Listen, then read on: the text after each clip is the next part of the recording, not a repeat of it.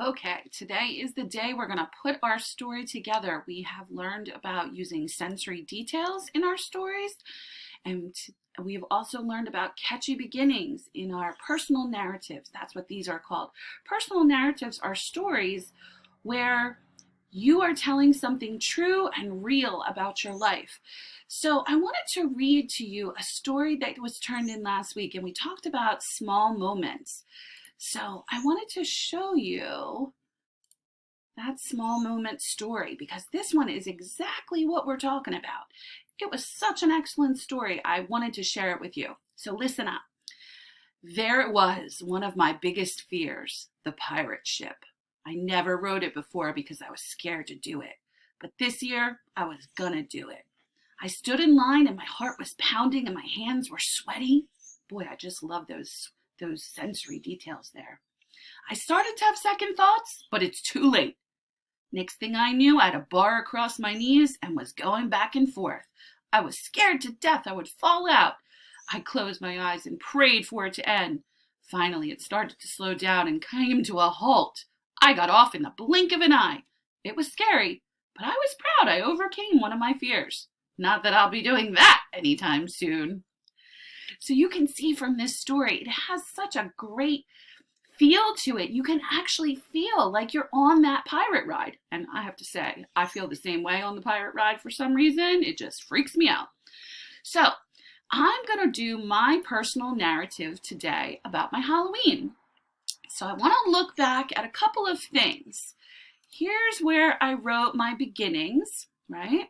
So you should look back at what kind of beginnings you came up with, and you're going to pick one. So I kind of like my set the scene beginning. My whole family comes over, but I also really like this sentence. At my house, Halloween is a screaming riot. It kind of gives it that Halloween feel. So I'm going to take that sentence right there and I'm going to right click and copy it because I think that's the way I want to start my paragraph or my personal narrative. But I also think I want to do my set the scene. I'm going to combine a couple just because I really like that sentence. So I'm going to take this.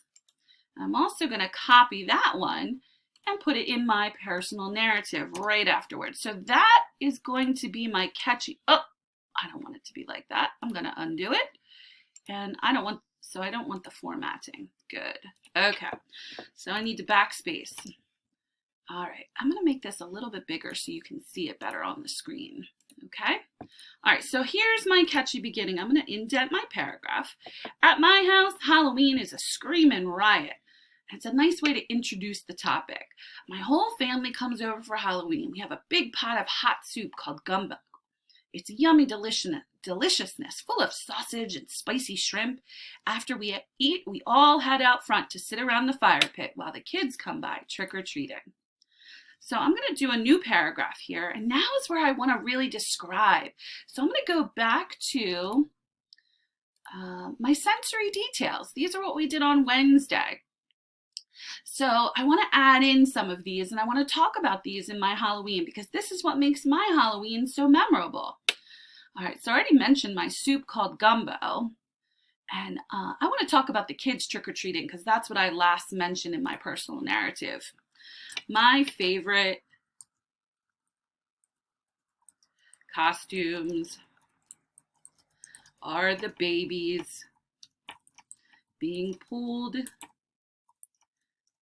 I can't type this morning. Being pulled in the wagons. They are too cute! Exclamation point. I also count how many Mickey and Minnies I see throughout the night. I am a huge Mickey Mouse fan. All right, so what else could I talk about? Let me go back to my visual and sensory details here. Oh, the teenagers that come. What else do I have? Oh, the click, click, click of the girls and their princess. Oh, I'm going to put this one in. So I'm going to copy that. So I already have some of it written. I'm going to copy it. And I'm going to move it over to my personal narrative. Now, let's see. If I paste it without formatting. Now, if I just put click, click, click in there of girls in their princess dresses, feet are always hurting. Does that make sense? No, I have to change it into a real sentence. Let's see. Sometimes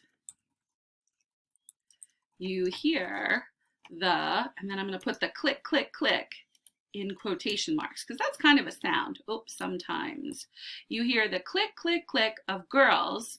I'm going to even put tiny girls because it's always the little girls in their tiny little princess dresses. So cute. Of tiny girls in their princess dress and heels. Ah, feet are always hurt. By the end of the night, their feet are always hurting. Same, girl. Same. I hate heels. So I'm going to put that in quote in a parentheses. It's kind of in a personal narrative. You can tell your story. So you want to kind of talk and, you know, make it feel like it's yours. So I hope that you see that I'm taking some of my visual details and my sensory details and I'm putting them into my story. Now I'm not quite finished, but I think you get the understanding. So you're going to continue on. So you have your catchy beginning and then you're going to tell your story. And then make sure you add a wrap-up sentence or two at the end. Make sure it feels over and done. All right, so today is writing day for your personal narrative. I can't wait to read all about your experiences.